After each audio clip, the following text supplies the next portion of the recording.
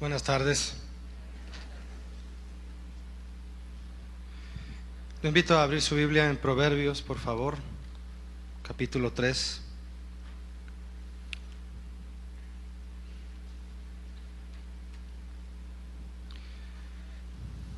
Proverbios 3, lo invito a leer del verso 5 al 7.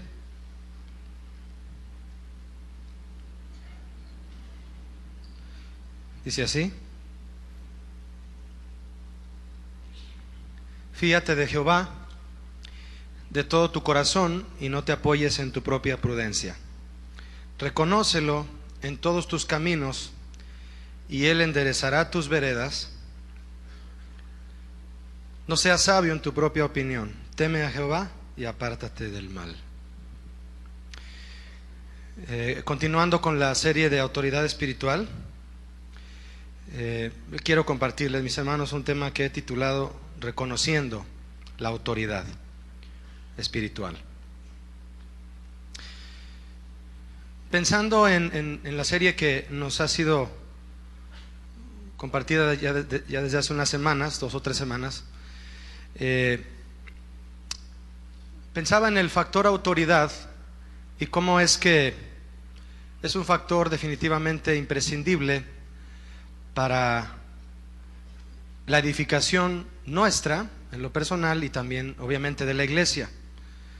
Es un factor básico, importante, pero algo que le da un valor más contundente y específico a la autoridad es que aprendamos de autoridad espiritual y no solo de autoridad.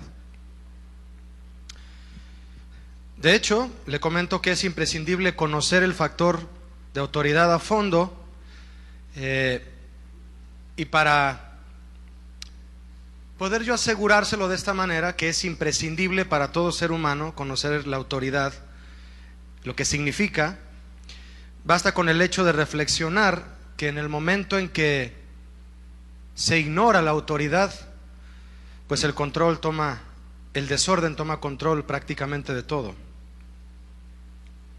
Cuando se ignora la autoridad, el desorden toma control prácticamente de todo. Conocer lo que es la autoridad espiritual y saber que debemos vivir sometidos a ella, porque es la autoridad bíblica, es de vital importancia para nosotros los cristianos. Pero hay algo respecto al conocimiento de la autoridad, con lo que entraré al tema en esta tarde. No todo el que conoce que hay autoridad se somete a ella. No todo el que conoce que hay autoridad se somete a ella. Yo pensaba en un ejemplo para explicarles o dar a entenderlo en cierta forma lo que le estoy diciendo, y pensé en esto. Mire, si pudiéramos entrevistar a 10 personas que son ladrones, que han robado, que han hurtado, que le hacen a la robada, ¿no? Como decimos. Si hubiera oportunidad de entrevistarlos, estando ellos conscientes de que es un delito robar, preguntarles a cada uno: ¿sabías tú o conocías que robar es un hecho contra la ley? Yo considero, hermano, que con seguridad todos responderían que sí sabían que robar es contra la ley. ¿Por qué entonces infringen la ley aun conociendo que ésta posee autoridad sobre sus actos? La respuesta es porque conocen la autoridad, es un hecho, pero no la reconocen, no hay reconocimiento de ella. La Biblia no solo nos induce a conocer al Señor y lo que Él tiene para nosotros y su inmensa autoridad, sino que además en este proverbio, por ejemplo, como en otros pasajes, nos amonesta a reconocerlo en todos nuestros caminos. Usted y yo leímos ahorita en el proverbio: reconócelo en todos tus caminos. Reconocer, ese verbo en ese pasaje de proverbios, en ese proverbio, va más allá que conocer. Tal vez haya alguien que diga, oye, conocer y reconocer, ¿qué diferencia hay? La palabra reconocer, el hecho de reconocer significa, en el caso de este pasaje, significa asegurarse al ver. Significa observar cuidadosamente, según sea una instrucción la que te es dada, que nos es dada, una designación o aún un castigo. Fíjese usted, es observar cuidadosamente. Eso es reconocer. El proverbio no dice conoce a Dios en tus caminos, dice reconócelo. La versión de Dios habla hoy nos presenta un similar, un sinónimo, mejor dicho, de lo que es reconocer, muy acertado. La versión de Dios habla hoy dice en este proverbio, ten presente al Señor. Ten presente en todo lo que hagas al Señor y Él te llevará por el camino recto. Entonces, yo entiendo lo siguiente.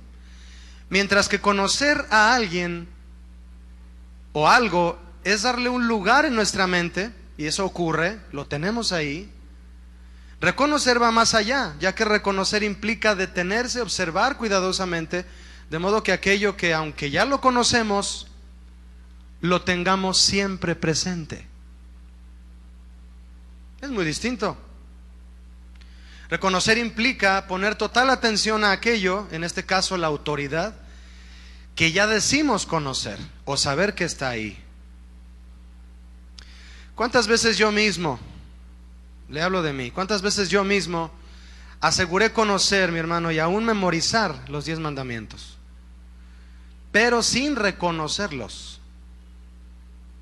Es decir, sin tenerlos presentes a la hora que debí cumplirlos.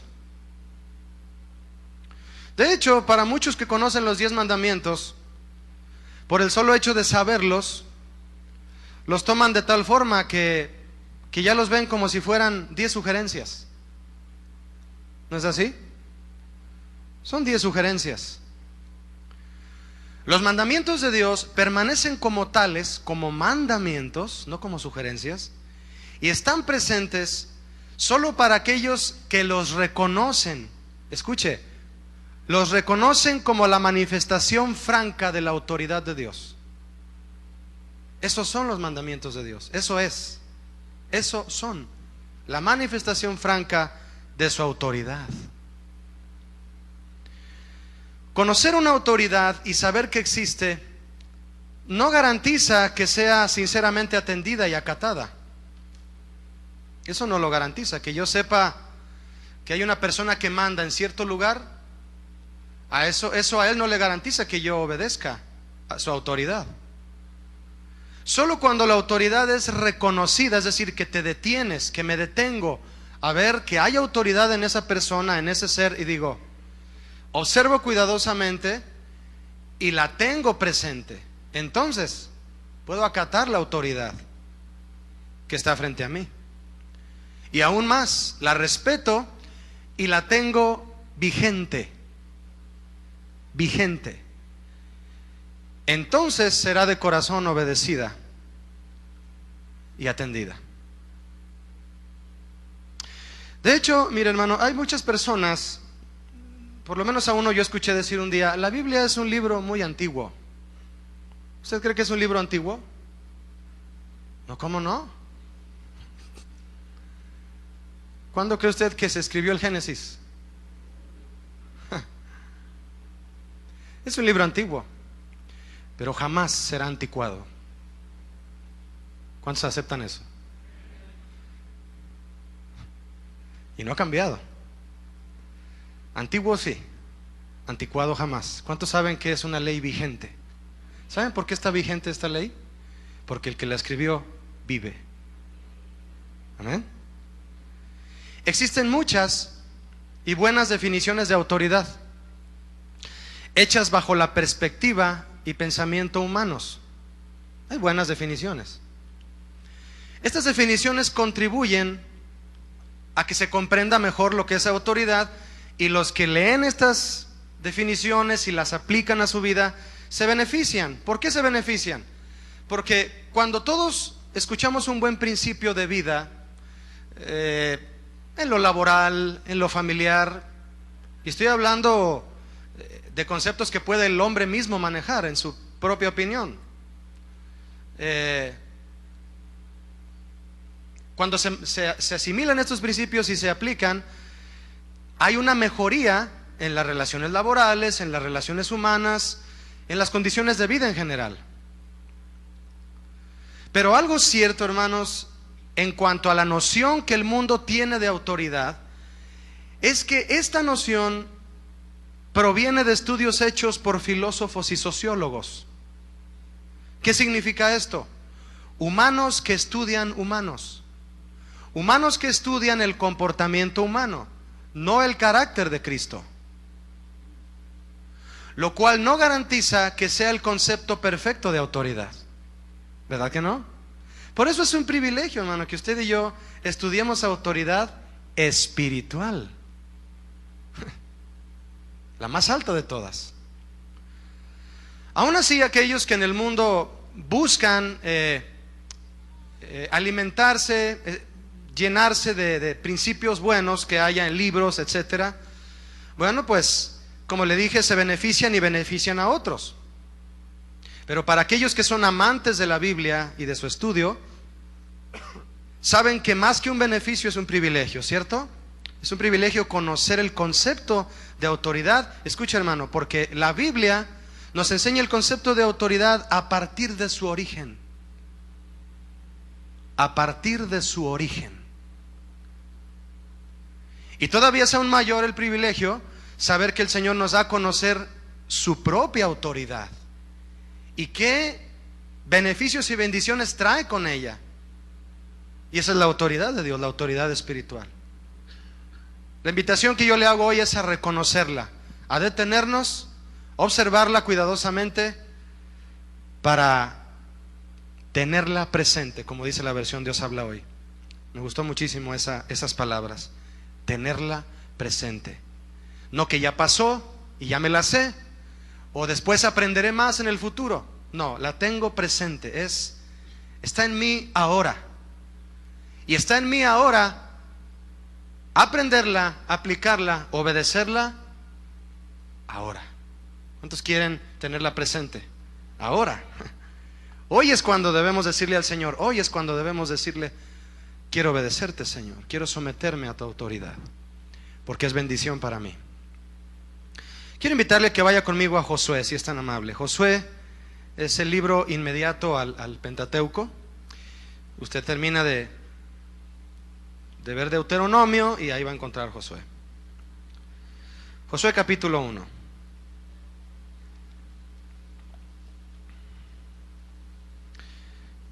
Desde el verso 7 le invito a buscar. Josué 1:7. Dice así: solamente esfuérzate y sé muy valiente para cuidar de hacer conforme a toda la ley que mi siervo Moisés te mandó. ¿Quién le está hablando a quién? Dios a Josué, ¿verdad? Note usted lo que le dice, hermano. Esta palabra a mí, yo ya la había leído muchas veces, pero conforme al tema que estamos ahorita viendo, una palabra que me cautivó y es la palabra solamente. Y hay otras, pero cuando leí que decía solamente que tus fuerzas y tu valentía se enfoquen solamente en cuidar y hacer todo lo que sea conforme a la ley que le di a mi siervo Moisés. Solamente, es decir, Dios le dice a Josué, apóyate solo, Josué, en mis principios, solamente, que están en mi ley, le dijo el Señor.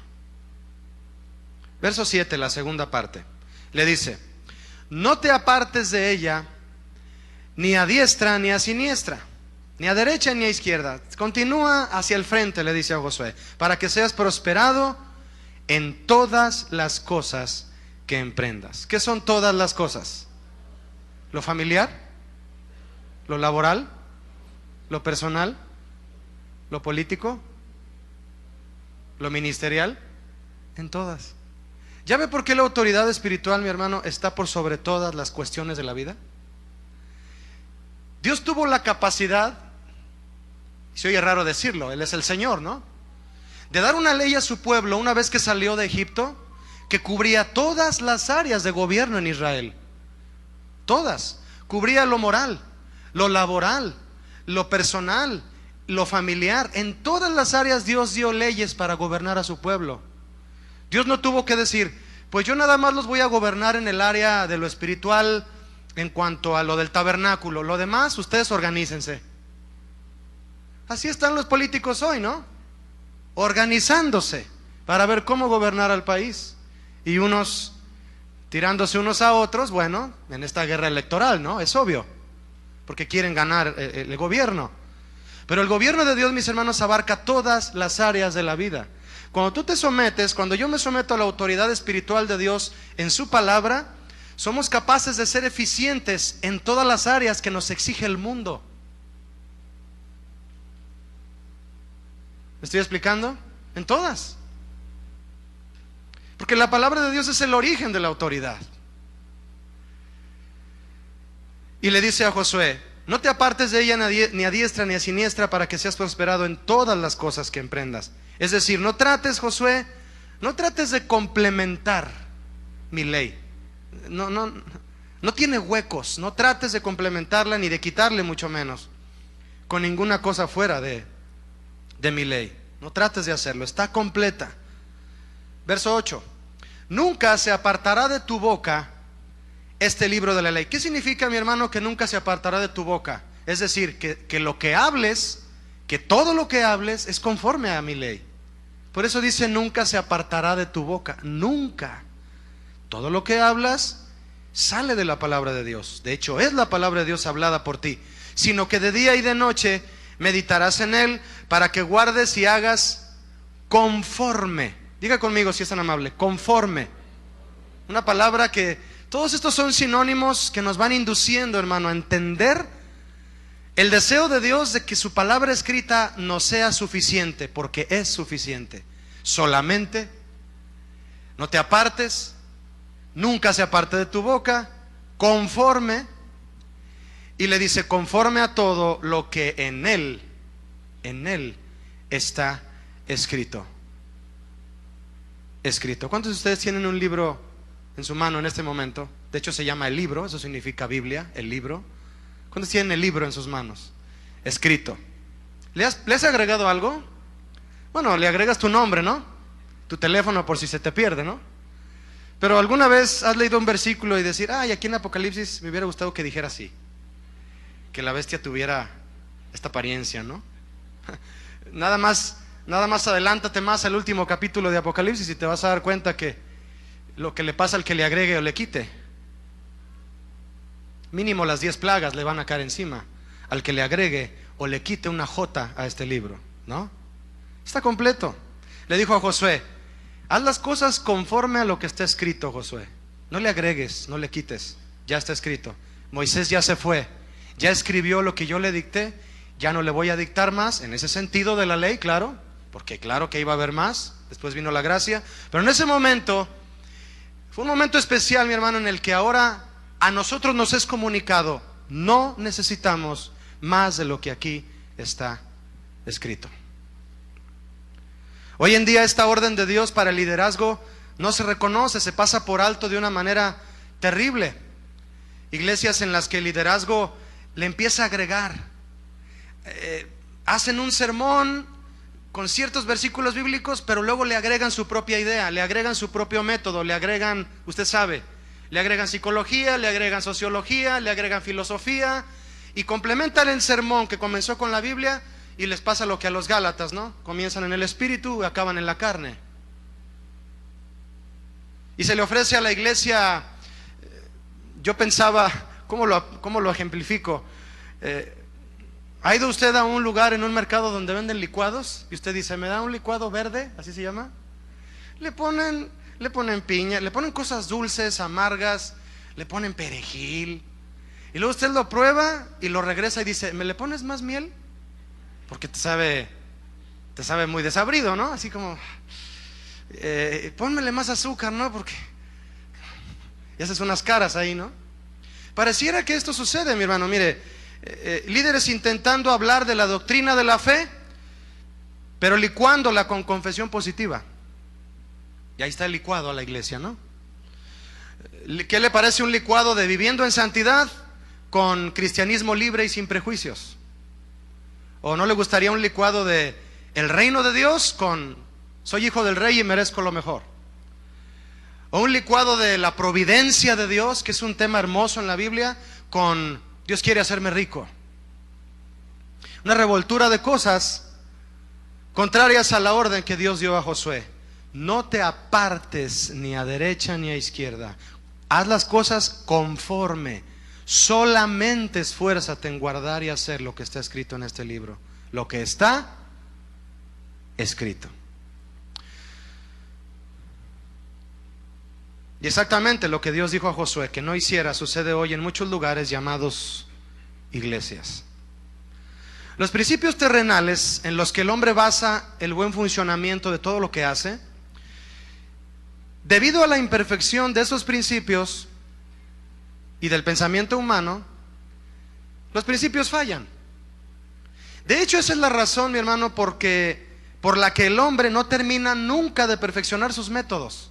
Nunca, el hombre nunca va a terminar. Si se lo propone a perfeccionar sus métodos, ahí se va a estar, cambiándolos constantemente, porque no puede llegar a la perfección. ¿A cuál perfección? A esta. Un hombre llamado Sofar le dijo a Job, en el libro de Job, le dijo a Sofar: Job, ¿llegarás tú a la perfección del Todopoderoso? Imagine la cara de Job. Es más alta que los cielos, Job, ¿qué harás? Es más profunda que el Seol, ¿cómo la conocerás? Es solo hasta que el hombre le son revelados, hasta que al hombre le son revelados los principios espirituales y perfectos de Dios, y el hombre los ponga como base de todo, es entonces que no habrá fallas y todo le saldrá ¿qué? Bien, como le dijo a Josué. El principio ya estaba desde Josué, hermano, hace miles de años. En un blog de gerencia y mando empresarial leí lo siguiente: la autoridad está ligada con el poder, la potestad, la legitimidad y la facultad. La ejercen aquellos que gobiernan o les ha sido conferido un lugar de mando. Quien tiene autoridad, al emitir las debidas órdenes, estas deben ser acatadas, siempre que actúen con respecto a las leyes y normas vigentes. Fíjese, deben ser acatadas las órdenes, dice el manual de liderazgo, siempre y cuando esas órdenes estén de acuerdo a las leyes y normas vigentes. Cuando yo leí eso, hermano, de inmediato recordé lo que el apóstol Pablo le enseñó a Timoteo. Y yo dije, eso ya se lo había revelado el Señor a Pablo, y Pablo se lo enseñó a Timoteo hace cientos de años. El apóstol Pablo le fue revelado y se lo dijo a Timoteo, diciéndole: Timoteo, ten cuidado de los hombres que se atreven a enseñar y a ejercer autoridad sin conformarse, sin someterse a las sanas palabras del Señor Jesucristo, de nuestro Señor Jesucristo. Eso le dijo. Y de esos hombres también le dijo a Timoteo: esos hombres, Timoteo, están envanecidos, nada saben. Y lo que produce el ejercicio de su falsa autoridad y liderazgo es contiendas, envidias, pleitos y blasfemias, entre otras cosas. Lo cual es preámbulo de su deseo deshonesto de ganancias a costa de la fe de los que van detrás de ellos. Y usted y yo sabemos, mi hermano, que hoy hay un sinnúmero de doctrinas que operan de esta manera. Hombres que con autoridad, no sé de parte de quién, empiezan a enseñar las doctrinas que no sabemos de dónde las sacaron. Y qué bueno Dios al prevenirnos de todo eso, ¿no? Y ejercen una autoridad, y lejos de producir los beneficios de Dios, porque no es la sana doctrina, producen eso, le dice Pablo a Timoteo. Timoteo, producen contiendas, pleitos, blasfemias y contiendas. ¿Por qué un liderazgo puede producir eso, hermano? Fíjese, eso yo me pregunté, ¿por qué el hombre ejerciendo autoridad propia, no delegada por Dios, termina produciendo estos resultados? Porque el hombre, desde el momento en que descubrió que la autoridad puede ser usada como una forma de dominación, espero que usted, si tiene un lugar de autoridad, no lo esté usando como una forma de dominación. Cuando el hombre descubrió que que podía usarse, no que podía usarse como una forma de dominación, comenzó a abusar de eso. Y al no ser una autoridad basada en principios espirituales, sino humanos, produce todo lo que Pablo le dijo a Timoteo. Producen contiendas, envidias, pleitos y blasfemias. Yo trabajé en una empresa secular antes de trabajar aquí en la iglesia, y la empresa era muy bien dirigida. El director era una persona excelente en manejar negocios, en comprar, en vender. Era una empresa, es una empresa, todavía está, es una empresa muy próspera ahorita, que distribuye acero. Veíamos la dirección de una manera efectiva. Los trabajadores en su lugar, cada uno, nos daban cursos para mejorar, etcétera. Todo eso, lo que hay en una empresa que funciona bien, ¿no? El gerente, una persona excelente, nos abordaba a todos con mucha educación, nos pedía cuentas a la hora de las ventas, etcétera. Todo, los camiones, sus salidas exactas, los clientes contentos. Había fallas, claro, pero buscaban siempre repararse. Pero a la hora de convivir los trabajadores unos con otros, había un montón de chismes. Se comían unos a otros y, ay, ya quisiera que lo corrieran. Ya, le voy a decir al patrón que se me hace que anda haciendo esto para que lo corran. Y unos criticándose a otros. Es decir, en el sentido espiritual, la vida de las personas por los suelos. ¿Sí o no te pasa a ti algo parecido en tu trabajo? Tú puedes estar en un empleo en donde todo funciona bien laboralmente, pero ¿qué tal en lo espiritual? La gente está hueca, ¿no? Si no tienen al Señor y viven vidas vacías, y hay todos esos frutos, hay chismes, hay frutos de la carne. ¿Cómo es posible que un líder que maneja una empresa de ese nivel y funcione tan bien la empresa, en esa área de lo espiritual no se lleven a cabo bien las cosas? ¿Por qué? Porque maneja principios de autoridad, pero no los espirituales. Nosotros principalmente, hermano, venimos a la iglesia a ser instruidos en la ley de Dios, y sometiéndonos a esa autoridad, somos confrontados y nuestra vida debe mejorar cada vez que venimos. En lo espiritual principalmente, en que si éramos, como dice Pablo, les dijo a los corintios, esto erais algunos de ustedes, borrachos, homosexuales, adúlteros, etcétera, esto erais, pero ahora habéis sido lavados, y les empieza a hablar de la gracia de Cristo, pero les dijo, esto eran. La autoridad espiritual, mi hermano, opera para que seamos transformados en nuestra vida interior. Y cuando somos transformados en nuestra vida interior, todo lo que hagamos fuera, aún en lo secular, lo hacemos bien. ¿Me estoy explicando? Es por eso, mi hermano, el enfoque en el poder que tienen los principios espirituales de Dios, porque Él los ha puesto. Una de las consecuencias tristes de los cristianos, y me atrevo a decir aún de los cristianos en el tiempo de Timoteo, es que cuando los cristianos eran engañados por falsos maestros, escuche, ya no volvían a abrir su corazón a la sana doctrina otra vez, ni aceptaban la autoridad espiritual de los que sí les predicaban la verdad. Yo me he encontrado con personas así. A razón de que fueron engañados por alguna falsa doctrina, viene el desánimo, viene el fraude, viene la desilusión, y dicen, esto no era cierto. Nada menos, vino una señora conmigo hace unos meses aquí y me decía, oye Julio, fíjate que yo comencé a venir aquí a la iglesia, y bueno, el Señor comenzó a hablarme, ha transformado mi mentalidad, porque a donde asistíamos mi esposo y yo, en otro estado de la República, a donde asistíamos mi esposo y yo, no había una enseñanza que nos ayudara a crecer. Y bueno, ese fue su testimonio de ella, ¿no? Y me dijo algo, mira Julio, ahora tengo el asunto de que mi esposo ya no quiere ir a ninguna iglesia, porque la iglesia donde estuvimos yendo no hacían cada domingo más que sacarnos el dinero. y que ofrenden, y que ofrenden, y que siembren. Ahora usan sembrar, ¿verdad? La palabra sembrar ya se hizo famosa en ese ámbito. Y que siembren y vendan sus cosas, y el Señor dice vende tu casa, el Señor dice vende tu carro, tráelo a la obra de Dios, y traían el dinero. Mi esposo fue uno de los que vendió el oro, no el perico, el oro, y trajo todo lo que él tenía de oro guardado ahí. Vendimos unas cosas y él dijo, oye, yo creo que está bien que lo demos a la iglesia, no a la obra, y lo dimos. Pero estuvimos años ahí, no veíamos ningún avance de ningún tipo, y él se desanimó. Nos cambiamos ahora por su trabajo a vivir a este estado. Yo empecé a buscar una iglesia, pero él ya no quiere nada. Ya no quiere nada, no quiere saber nada de los cristianos.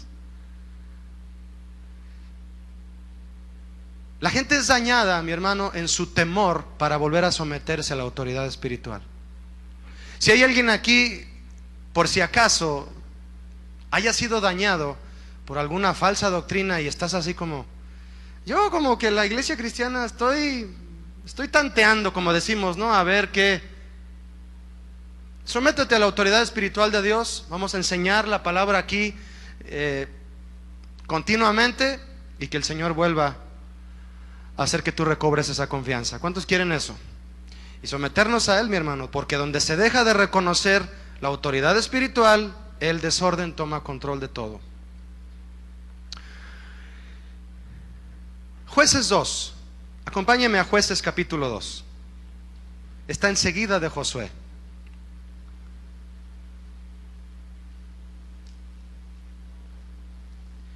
Cuando se ignora la autoridad, el desorden toma control de todo. Jueces 2, verso 8, dice así: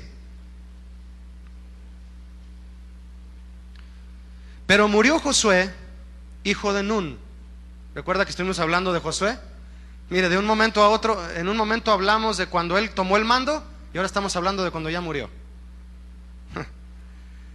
Bien, pero murió Josué, hijo de Nun, siervo de Jehová, siendo de 110 años, y lo sepultaron en su heredad en Timnat Sera, en el monte de Efraín, al norte del monte de Gaas.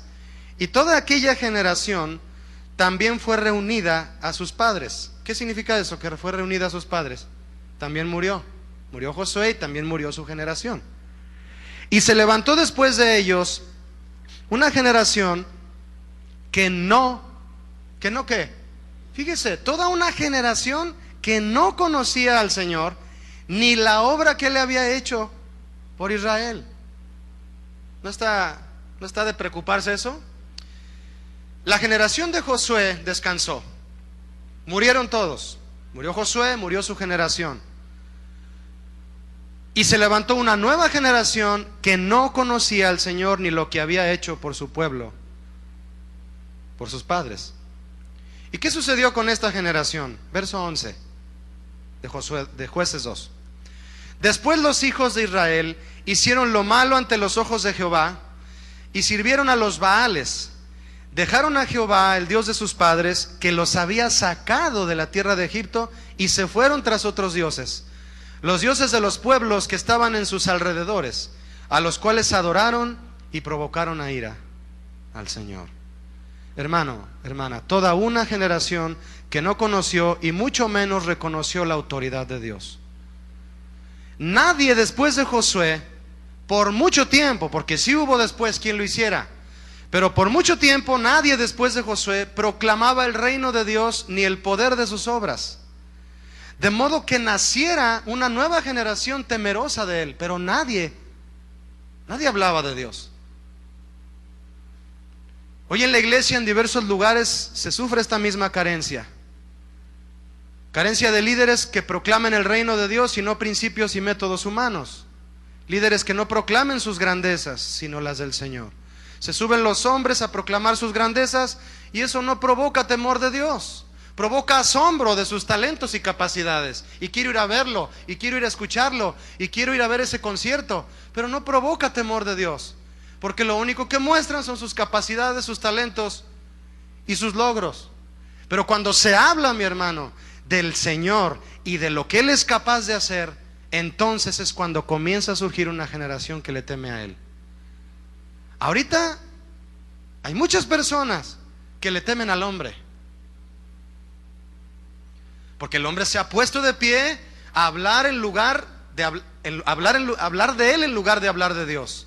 Y la gente ignorante, la gente ingenua, ven la capacidad de ese hombre, ven su autoridad, ven su postura, que trae guaruras, y les tienen temor a ellos, les tienen respeto a ellos, les tienen admiración a ellos,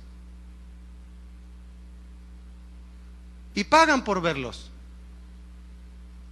Pero no hay temor de Dios, no hay admiración por Dios, no hay respeto por su autoridad ni por su palabra, porque los hombres se han parado en las plataformas a hablar de ellos y no de Dios, y eso no provoca una generación temerosa de Dios. Vaya conmigo a Jueces una vez más ahí, pero ahora el capítulo 17. Jueces 17. Lo voy a esperar a que lo encuentre para que lo leamos juntos con mucha atención, ¿de acuerdo? Jueces 17, 6. ¿Listo? ¿Sí? Dice así: en aquellos días no había ¿qué? Rey en Israel. Cada uno hacía lo que bien le parecía. ¿Qué hacíamos tú y yo, hermano, cuando Cristo no era el rey de nuestras vidas? Lo que bien nos parecía, ¿sí o no? No había rey en Israel, cada uno hacía lo que bien le parecía. Qué impactante, ¿no? Mire, mi hermano, leí este versículo para entrar en este asunto que quiero compartirle ahora. Entre los mismos principios seculares que leí acerca de autoridad, encontré uno que dice así, escúchelo: sin obediencia no existe la autoridad. ¿Qué opina usted? Ya unos dijeron que sí lo aprueban. Sin obediencia no existe la autoridad. ¿Alguien más desea decir que sí con la cabecita? Sin obediencia no existe la autoridad. Miren, por ser un principio aplicado a asuntos técnicos o empresariales, al momento lo califiqué como algo lógico. Pero después, al compararlo, y se oye raro decir compararlo, sino ponerlo a la par pues con los principios de autoridad bíblicos, me di cuenta que muchos han llegado a juzgar la autoridad de Dios sobre esta base. Sin obediencia no existe la autoridad. ¿Será? Ya dijeron que no. Si así fuera, ¿qué? Que sin obediencia no existe la autoridad. Si así fuera, entonces significa que cuando no obedecemos los mandamientos de Dios, su autoridad desaparece o queda nula. ¿Cómo le suena eso? ¿Quién dice que no? No, claro que no. ¿Cómo es posible que si yo no obedezco los mandamientos de Dios, la autoridad de Dios se anula? Porque el principio dice: sin obediencia no hay autoridad, no existe la autoridad. Eso no es cierto. Por eso es que es un principio humano. Pero lo que estoy haciendo, mi hermano, es meditando respecto a que muchos, en una postura aún frente a Dios mismo, puedan estar aplicando esta base a su vida. Dicho de otra forma, si nadie obedece los mandamientos de Dios, nadie, ¿es porque su autoridad no funciona? Otra vez no. Quienes de manera engañosa aprueban este pensamiento, lejos de exaltar a Dios, exaltan su propio pecado y concluyen diciendo cosas como: es que, Julio, ¿cómo es posible que Dios, al crear al ser humano, puso en él un sistema fisiológico que crea una necesidad, y luego Dios viene a restringirle esa necesidad con sus leyes y ordenarle que la domine y se abstenga hasta cierto momento, hasta que Él diga? ¿Sabe de qué estoy hablando, verdad? Otra forma de pensar: ¿por qué el hombre tiene que torturarse tratando de obedecer mandamientos que le son imposibles de cumplir? Por lo tanto, Si el mandamiento no puede ser obedecido, es porque no hay autoridad en él. ¿Qué opina usted? ¿Verdad que no? Claro que no, mi hermano. ¿De cuándo acá la autoridad de Dios depende de que el hombre le obedezca? ¿Verdad que no? En una ocasión, en ese mismo lugar que le comenté donde trabajé, me puse a platicar con un compañero de trabajo del Evangelio. Surgió la plática por cuestiones familiares y me metí por ese lado de la charla para hablarle del Evangelio. Y le decía, mira, la Biblia dice esto y la Biblia recomienda esto. Yo soy cristiano y mira, a mí me ha sucedido esto en un cambio de vida, etcétera, etcétera. Él me veía con los brazos así cruzados y me escuchaba, al parecer con respeto, lo que yo le decía, y no me refutaba nada. Hasta que llegó un momento en que me escuchó un tiempo considerable, que yo le decía lo que la Biblia dice. Eso fue hace como unos 14 años. Y estando él así viéndome, me dijo, Julio, ¿te puedo decir algo? Le digo, sí. Y me dice, escucha esto. ¿Qué opinas de esto? No desearás a la mujer de tu prójimo. ¿Qué es eso, Julio? ¿Quién no desea a la mujer de su prójimo? Cuando me dijo eso, me quedé callado, hermano, y nada más pensé, que Dios tenga misericordia de ti. Y le dije, hasta aquí hablamos, que estés bien. Y me dijo, ¿qué estaba haciendo? Lo que él estaba concluyendo con eso que me dijo, así de sarcástico, es esta manera de pensar. Si el mandamiento no puede ser obedecido, es porque no hay autoridad en él.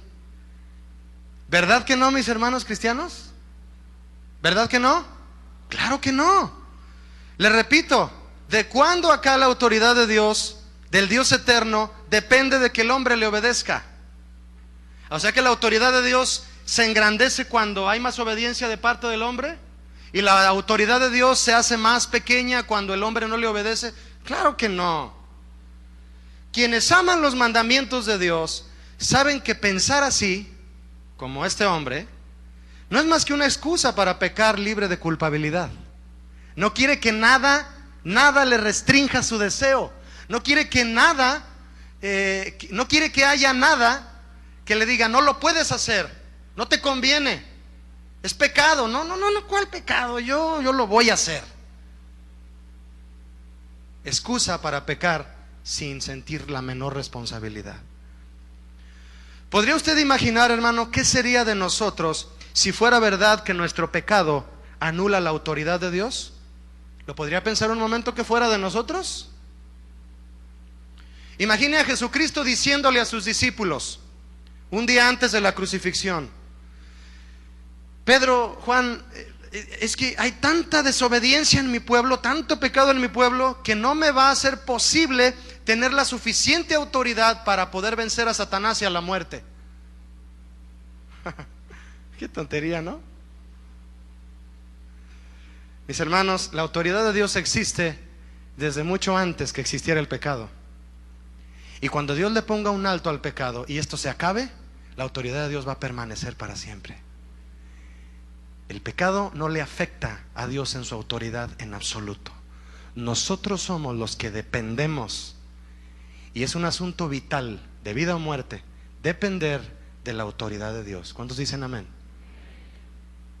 ¿Y qué es depender de la autoridad de Dios, mis hermanos?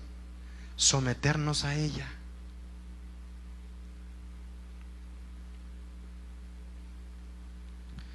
Vaya conmigo a Números 12, le invito a ir a Números capítulo 12.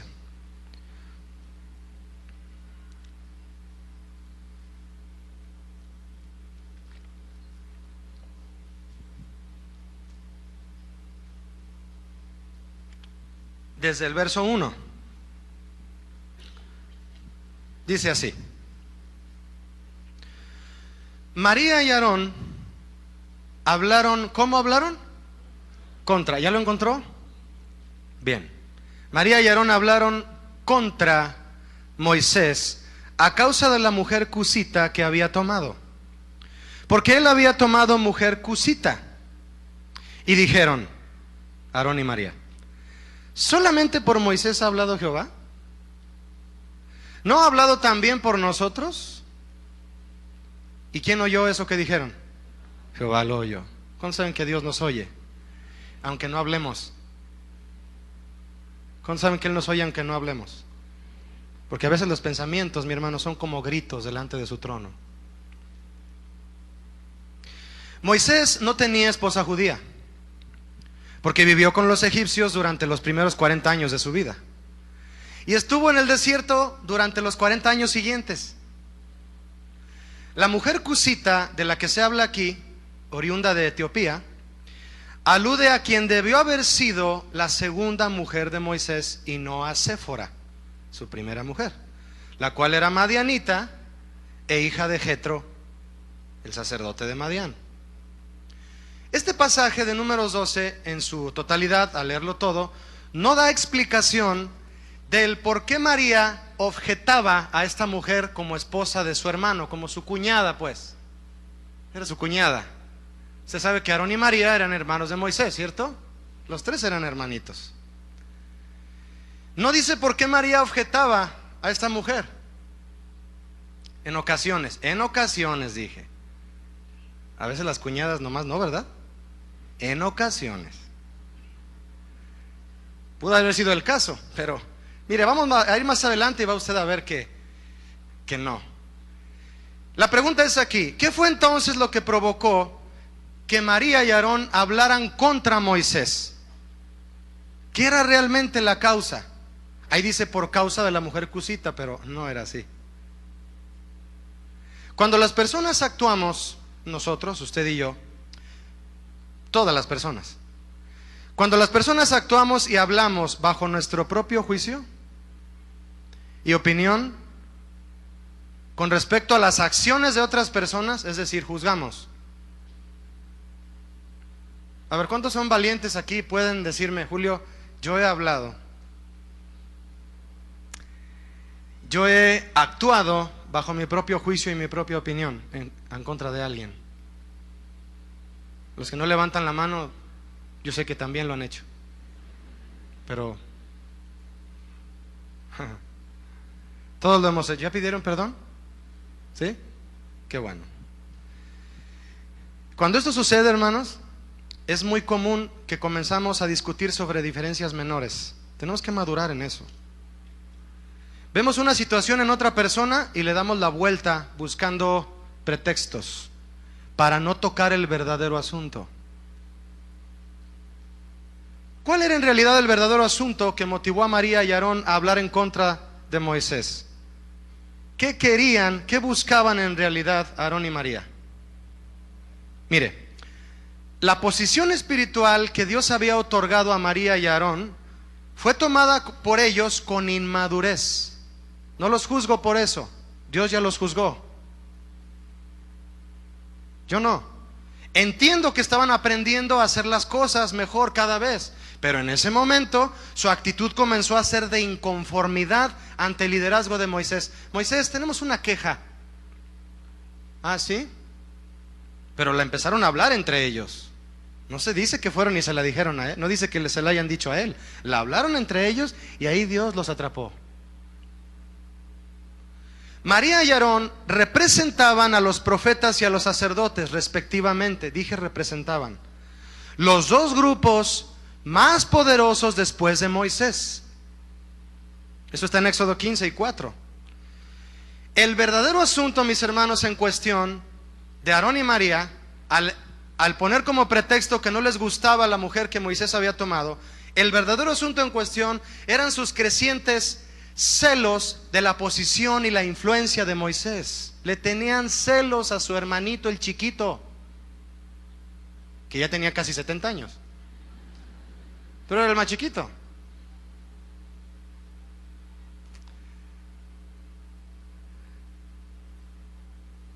María y Aarón, al preguntarse el uno al otro lo que usted y yo leímos, se preguntaron. Yo creo que María le dijo a Aarón: oye, Aarón, ¿tú crees que nada más a través de Moisés habla el Señor? ¿No se te hace que también a través de nosotros ya ha hablado el Señor? ¿Cuál era su intención? Su intención era legitimar Y como tenemos a veces esa tendencia carnal, que hay que estar, mi hermano, dominando. Era legitimar su derecho, ella como profetisa y él como sacerdote, de tomar un lugar de autoridad sobre el pueblo. Pero al no poder encontrar falta en la manera en que Moisés conducía al pueblo, no hallaban cómo. Como cuando quisieron acusar al Señor Jesús, ¿qué pasaba? No encontraban falta. ¿Y qué hicieron los fariseos? Contrataron a personas pagándoles para que dijeran, él saca demonios por esto y hizo esto y hizo esto, y no era cierto. A Moisés no le encontraron falta, Aarón y María. ¿Y qué hicieron para empezar a atacarlo? Pusieron como pretexto que qué onda con la mujer que tomó, que no era judía, que era etíope. ¿Por qué te casaste con ese etíope? Era solo el pretexto. Verso 3, acompáñeme. Verso 3. Y aquel varón Moisés era muy manso, más que todos los hombres que había sobre la tierra. Luego dijo Jehová a Moisés, a Aarón y a María, salid vosotros 3 al tabernáculo de reunión. Y salieron ellos, ¿cuántos? Ellos 3. Muy bien. Mire, mi hermano, yo creo que usted o algunos de ustedes ya han leído este pasaje completo y saben lo que ocurrió, ¿verdad? Saben que el Señor exhortó y trajo disciplina aquí a ciertas personas. Pero mire, quiero compartirle esto. Lo que el Señor está a punto de hacer aquí es dejar establecido un orden espiritual perpetuo. ¿Qué es perpetuo? Que no tiene por qué cambiar ni ser alterado por nada. ¿Qué hizo el Señor? Llamó a reunirse en su tabernáculo, es decir, en su presencia, a los que Él había hecho responsables de 3 áreas básicas para el gobierno y la edificación de la iglesia y de su pueblo, obviamente, en aquel tiempo. La primera persona a la que llamó fue a Moisés. ¿De qué era responsable Moisés? Diga conmigo, de la ley, la palabra de Dios. Llamó a Aarón, quien era responsable del sacerdocio. ¿Qué es el sacerdocio? Es el servicio y ministración a Dios, en pocas palabras, cuyo responsable era Aarón. Y llamó a María, la cual era responsable en ese momento de la profecía. ¿Qué es profecía? Es la proclamación de la palabra de Dios ya escrita. Ya escrita. Llamó a María. Verso 5. Ya entendimos eso, ¿verdad? Qué bueno. Verso 5, lea conmigo. Entonces Jehová descendió en la columna de la nube y se puso a la puerta del tabernáculo y llamó, ¿a quién y a quién llamó? A Aarón y a María. Y salieron los 2. ¿A cuántos llamó primero? A 3. ¿Y a cuántos llamó aquí? A los 2. Bien, sabemos que el Señor llamó a Aarón y a María para amonestarlos y disciplinarlos por su error. Yo pregunto, ¿por qué Dios llamó solo a Aarón y a María para amonestarlos? ¿Por qué no llamó también a Moisés? ¿Qué me dice usted? En la mañana me dijo un hermano aquí, porque nada más Aarón y María estaban implicados en el error. ¿Cierto? Pero para responderle esta pregunta, mi hermano, para traer respuesta a esta pregunta que yo le estoy haciendo de por qué llamó el Señor a amonestar solo a Aarón y a María y no a Moisés, necesito que usted haga algo junto conmigo para entender la pregunta y entender su explicación. Debemos hacer lo siguiente: enfocarnos en lo que cada uno de ellos representaba, no en ellos. Porque si nos enfocamos en ellos, en ese caso también Moisés cometió errores, ¿cierto? Sí, vamos a enfocarnos en lo que ellos representaban. Moisés representaba la ley, Aarón el sacerdote y María la profecía. ¿De acuerdo? Bien. Entonces la respuesta comienza así. Dios no llamó a Moisés porque la palabra de Dios no tiene, ni tendrá, ni cometerá errores. ¿Por qué la Biblia, mis hermanos, es infalible? ¿Por qué no tiene errores? ¿Por qué es perfecta? ¿Por qué cree usted? Porque fue inspirada y fue transmitida y simbólicamente escrita. Claro que el hombre tuvo que ver en esta impresión, pero fue inspirada y traída al hombre por un Dios, por el Dios perfecto. ¿Cuántos dicen amén a eso? Por eso el libro que usted tiene en sus manos no tiene errores, tampoco contradicciones. El que le diga que tiene contradicciones, no se preocupe usted, hermano, no se asuste, es porque no la entiende, no la sabe interpretar, ¿de acuerdo? Bien, no llamó a Moisés el Señor porque la palabra, es decir, lo que está en responsabilidad de Moisés no tiene errores, ni tendrá. Imagínense a Dios corrigiendo su propia palabra. No, esto está mal, yo escribí esto está mal, a ver Moisés, bórrale, táchale, tráete un corrector. Es que eso no era, ponle así, no, imagínese, hermano. No, Dios habla y lo que habla, ¿sí o no? Quedó marcado, bien. Pero en el ejercicio del sacerdocio y de la profecía, sí se pueden llegar a cometer errores, y graves. ¿Por qué? Porque son ministerios ejercidos por seres humanos. ¿Me estoy dando a entender? Se lo explico más. La Biblia enseña a la perfección cómo debe ejercerse el sacerdocio. Lo vemos en el Instituto Bíblico, entre otras materias muy hermosas, ¿no? Repito, la Biblia enseña a la perfección cómo debe ejercerse el sacerdocio, y también enseña a la perfección qué es profecía y cómo debe profetizarse, cuándo, cómo y dónde, y para qué es la profecía. Lo enseña 1 Corintios 12. ¿Para qué es la profecía? Pero yo le pregunto, ¿es posible que alguien con la perfecta palabra de Dios en sus manos puede llegar a interpretarla mal? Por favor, respóndame. Sí, ¿es posible que alguien con la palabra de Dios perfecta en sus manos puede llegar a enseñarla mal? ¿A aplicarla mal a su propia vida? Sí, aunque este libro sea perfecto, no garantiza que el que la está usando, leyendo e interpretando lo haga bien. ¿Me doy a entender? Por eso el Señor no llamó a Moisés para corregirlo, porque su palabra es incorregible. El sacerdocio y la profecía sí, porque son ejercidas por seres humanos. Y los seres humanos cometemos errores, y graves. Claro que sí. ¿Por qué? Porque somos arrastrados, podríamos ser arrastrados, muchos son arrastrados por su propio juicio, por su propia opinión y por su ignorancia. Por eso se pueden cometer errores de interpretación y de actitud. En este caso, el error de Aarón y María fue de actitud, pero también erraron al querer dar otro orden diferente al orden espiritual de Dios, y eso es una afrenta a la autoridad. Vea conmigo el verso 6, mi hermano, por favor. Verso 6. Y él les dijo, ¿quién es él? El Señor. ¿A quién les dijo? A Aarón y María. Oíd ahora mis palabras.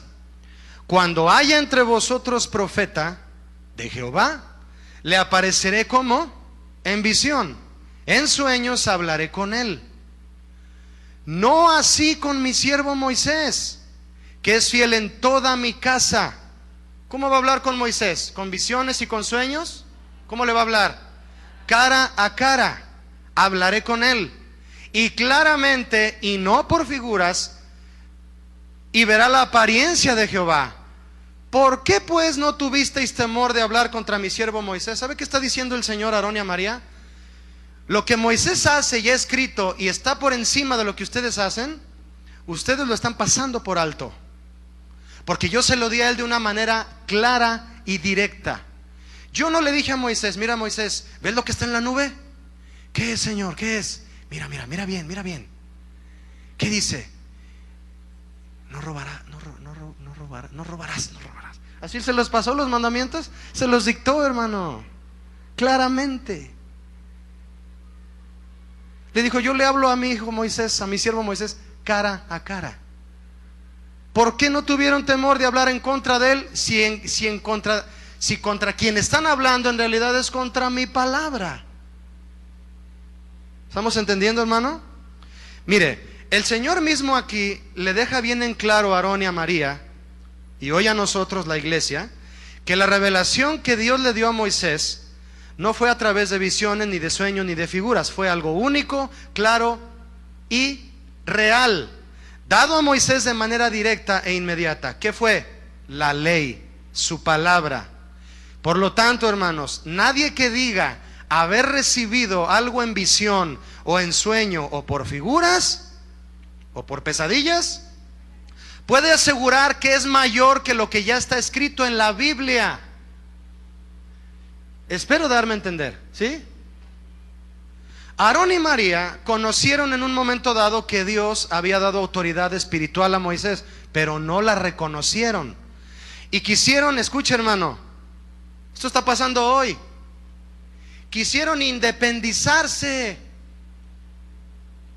¿Qué no habla Jehová a través de nosotros también, Aarón? Y Aarón, sí, María, entonces tenemos que estar a la par de Moisés. Quisieron independizarse, ser sus propios patrones y ya no someterse a su hermano Moisés. Yo también tengo capacidad de predicar.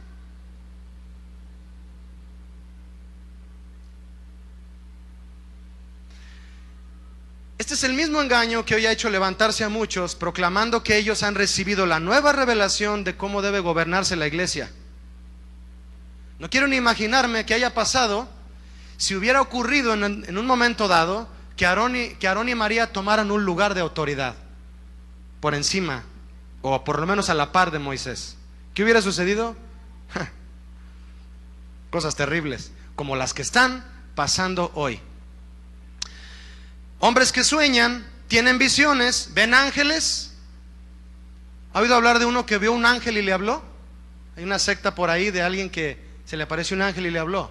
Tienen visiones y toman esa visión, dejan la Biblia así, la arrinconan y dicen, acá está la visión ya, la nueva visión. Por allá en Sudamérica hay una nueva visión que un hombre recibió. Se ha hablado aquí de esa visión, ¿no? De ese nuevo método que él recibió de Dios para el crecimiento de la iglesia. Y ahí tiene martirizados a muchas personas, trayendo gente a la iglesia casi a la fuerza, sabiendo que Hechos capítulo 2 dice que el Señor añade cada día a la iglesia los que han de ser salvos. ¿Quién los añade? El Señor. ¿Tenemos que evangelizar? Claro que sí, pero evangelizar, no trabajar para un hombre que dice que tiene el método nuevo para que la iglesia crezca. Hombres que tienen visiones, que sueñan, que ven figuras y dicen, a mí Dios me habló.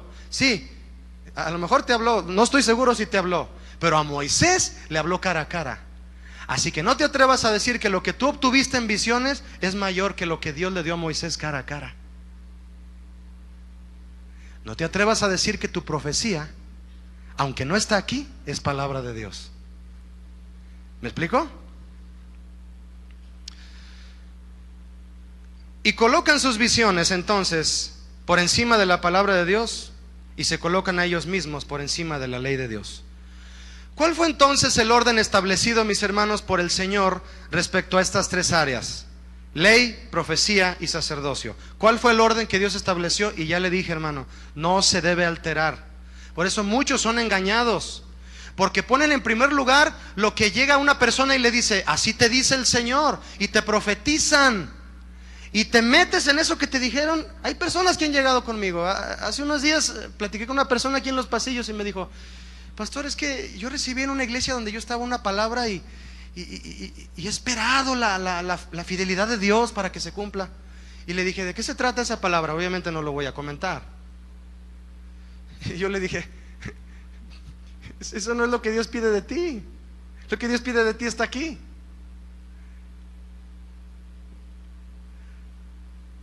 Somos llamados a ser santos, les dijo Pablo a los Corintios en el capítulo 1 de su primera carta. ¿A qué somos llamados? A ser santos.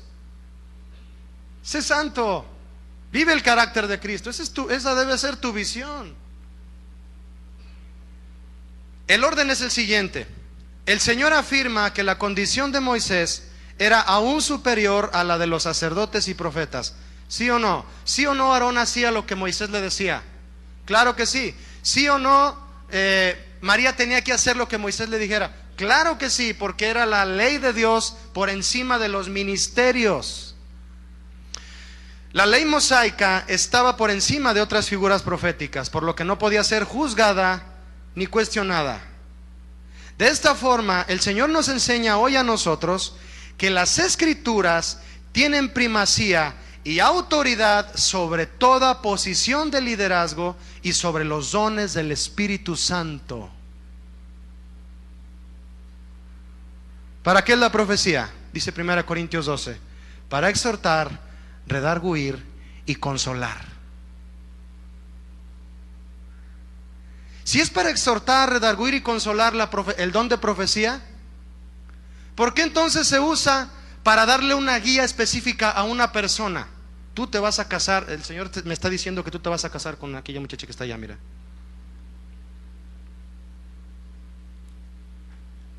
¿Y se la creen? Y aplican esa palabra de autoridad a sus vidas. Y duermen con esa profecía y duermen con esa promesa que no sabemos de dónde salió. Ayer estaba un amigo aquí conmigo platicando al final de la reunión, ayer. Y él como tuvo un negocio muy prominente aquí en Guadalajara, a través del cual conoció a muchos pastores, cuando ve a la mayoría de los pastores de Guadalajara, él los conoce y los saluda. Y lo invitan a muchos eventos y todo eso, ¿no? Pero él se reúne aquí. Y él dice que, mira, Julio, yo fui a una invitación que me hizo un amigo pastor. Me dice, mira, ven, acompáñame. Yo tenía chance de ir y fui, oportunidad de ir. Y resulta que era una reunión de pastores con un grupo de políticos de uno de los partidos que se está ahorita postulando para el gobierno de Jalisco, los rojos. Se reunieron en un hotel. Él me dijo que eran como 80 o 100 pastores y un grupo político de este color. Y uno de los pastores, como fueron ellos quienes lo organizaron, dijeron, no, pues vamos a aprovechar. Y estaba el candidato a la gobernatura de Jalisco, de ese color rojo, ahí estaba. Y uno de los pastores se pone de pie y toma el micrófono y empieza a decir unas palabras y le dice al candidato, ¿me permite darle una palabra que Dios tiene para usted? Y él, pues sí. Y levantó las manos el candidato. Le dijeron, levanta las manos, y las levantó.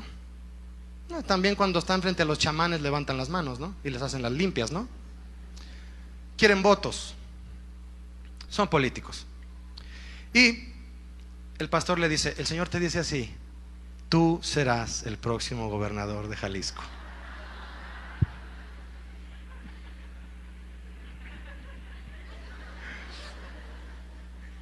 Hubo otra reunión de los pastores que les gusta ser más azules que rojos, porque es el color del cielo.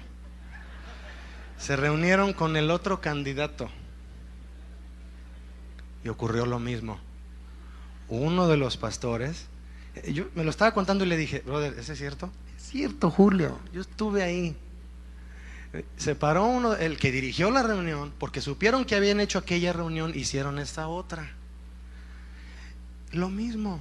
Se paró uno y le dijo, ya sé cómo se llama, pero no lo voy a decir, el Señor tiene una palabra para usted. Usted va a ser el próximo gobernador de Jalisco. Imagínese a Dios, hermano, diciéndole a un pastor, dile a él que él va a ser el próximo gobernador de Jalisco. Dile. Imagínese, hermano. Y ahí va el pastor, profetizo que va a ser y luego el Señor, ¿ya le dijiste? Ok, y luego va con el otro pastor, dile a él que él va a ser el próximo, para que se peleen ahí. ¿Verdad que da risa? ¿No le da risa así como de impotencia, coraje y ganas de llorar? Así como de... ¿Para eso se usa la profecía? ¿Se atreven a decir, el Señor te dice así para decir eso? La profecía es para exhortar, redarguir y consolar. ¿Qué tiene que ver eso con la profecía, en el don de profecía en Corintios capítulo 12? No tiene que ver nada. Esas son ocurrencias humanas. Eso es servilismo.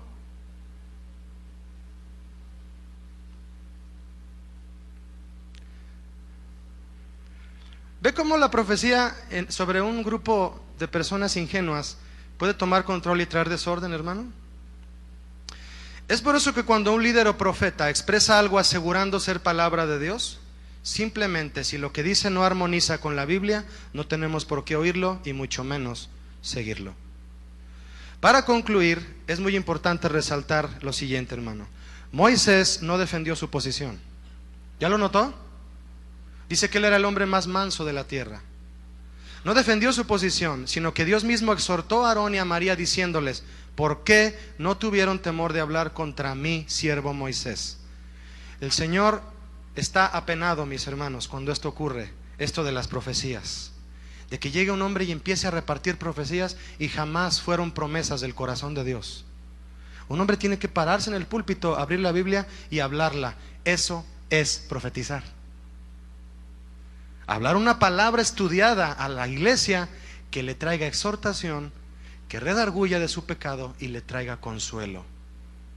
Eso dice la Biblia. Vea conmigo el verso 9, por favor.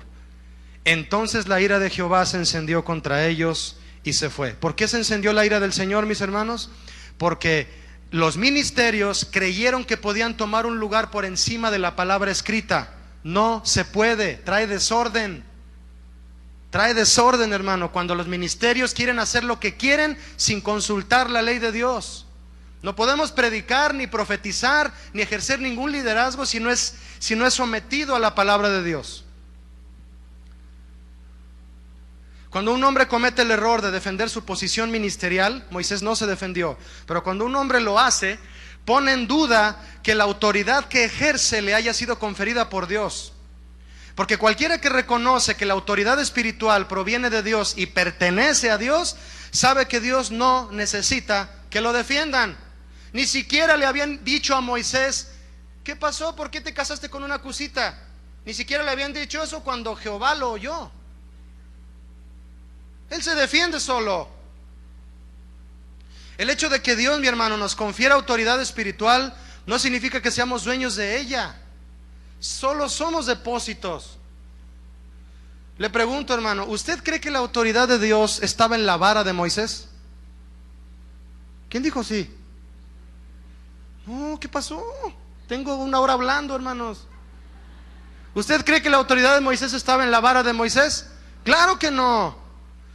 Pero al tomar Moisés la vara por orden de Dios, entendía que lo que tomaba en sus manos era el reto, el privilegio de ser el canal de la autoridad de Dios para que Dios mostrara sus milagros y sus prodigios al pueblo. ¿Sí o no? Sí. Aún teniendo la vara en su mano, Moisés reconocía que la autoridad venía de Dios y no de la vara. Tal vez le emocionaba a Moisés sostener la vara. Tal vez le emocionaba agarrar la vara y decir: todo el pueblo ve que yo traigo la vara. Traes vara, Moisés. Todo el pueblo ve que yo traigo la... Tal vez le emocionaba ver que todos vieran que él la sostenía en su mano y que era de él. Pero esa emoción no lo controlaba. Y aún con toda la autoridad que Dios le confiaba, reconocía que todo era hecho por la mano de Dios, no por una vara. Verso 10. Y la nube se apartó del tabernáculo, y he aquí que María estaba leprosa como la nieve. Y miró Aarón a María, y he aquí que estaba leprosa. Y dijo Aarón a Moisés: ah, Señor mío. ¿Cómo le dijo a Moisés? ¿A su hermano el más chiquito? Ah, Señor mío. Ahora sí, Señor mío. Autoridad. No pongas ahora sobre nosotros este pecado. Fíjese lo que le dijo a Moisés: no pongas. Porque locamente hemos actuado y hemos pecado. No quede ella ahora como el que nace muerto, que al salir del vientre de su madre tiene ya medio consumida su carne. Estaba acongojado Aarón, ¿no lo cree usted? Yo opino, hermano, que estaba hasta asustado. El castigo de la lepra afectó solamente a María, pero Aarón confesó que era pecado de los dos. Hay que responsabilizarse, mi hermano, cuando tenemos que ver en una falla. Verso 13. Entonces Moisés clamó a Jehová diciendo: te ruego, oh Dios, que la sanes ahora. Respondió Jehová a Moisés: pues si su padre hubiera escupido en su rostro, ¿no le daría vergüenza a ella? Casi el Señor le dijo: Moisés, ella casi escupió en el mío. Está faltando a mi autoridad. Sea echada fuera del campamento por 7 días y después volverá a la congregación. 7 días, mi hermano. ¿Qué es eso? Era el periodo de tiempo prescrito por Levítico 13 para la primera y segunda inspección de la lepra por los sacerdotes. ¿Qué significa esto? María pasaría solo 7 días con lepra, lo cual habla de que María sí sería sanada. Dios escuchó la oración de Moisés cuando le dijo: sana a mi hermana, Señor. Le dijo Dios: sí, voy a sanar a tu hermana, pero en 7 días. El Señor oyó la oración de Moisés. Vea esto, mi hermano. En el verso 11, Aarón llamó a Moisés Señor mío. ¿Qué significa eso? Líder, por eso está con S minúscula, reconociéndolo finalmente como líder. Moisés no se enseñoreó de él, no se aprovechó de eso y le dijo, imagínese Aarón: ay, Señor mío, ahí frente a Moisés, y Moisés: ¿ya ves, Aarón? ¿Para qué andas diciendo esas cosas de mí? ¿Por qué te molesta la mujer cosita que tomé? No, Moisés no hizo eso. Tuvo compasión de su hermano,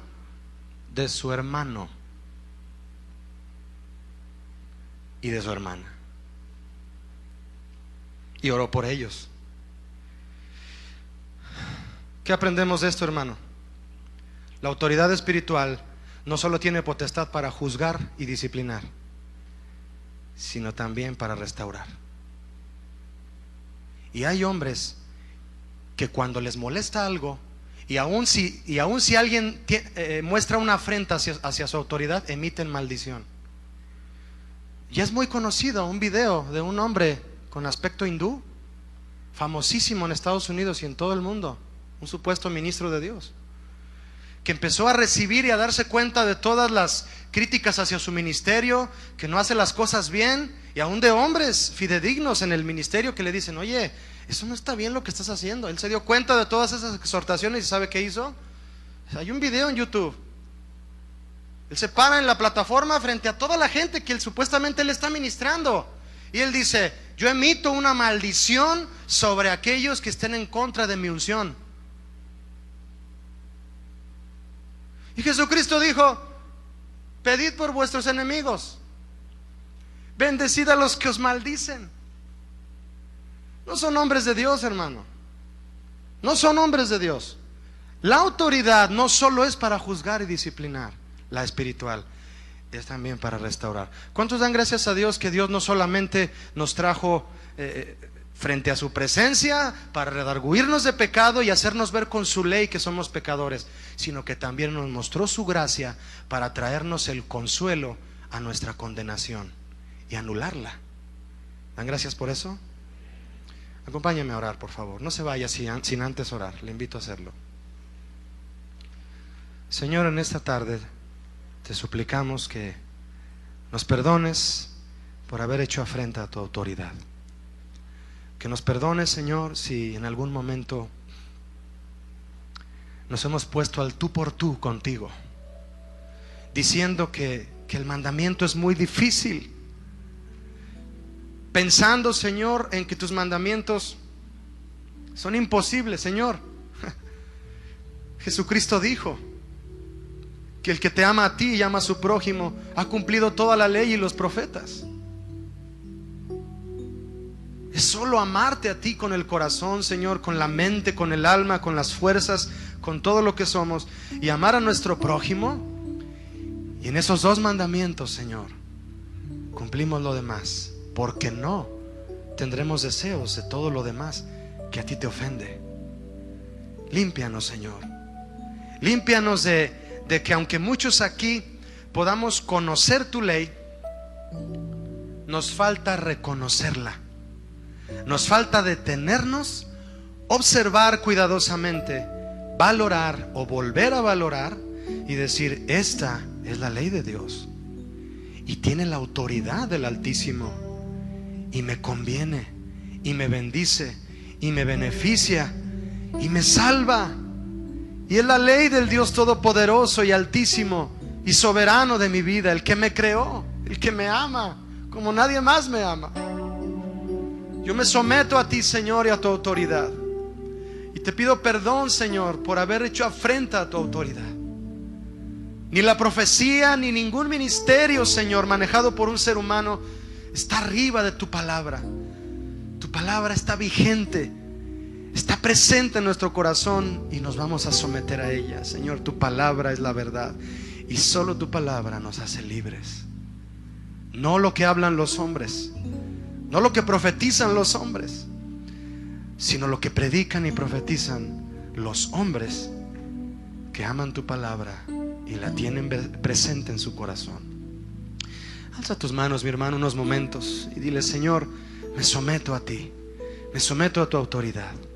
Reconozco tu potestad sobre mi vida y te doy gracias que estoy bajo la autoridad suprema de todo el universo, y que actuando bajo estos principios de autoridad, Señor,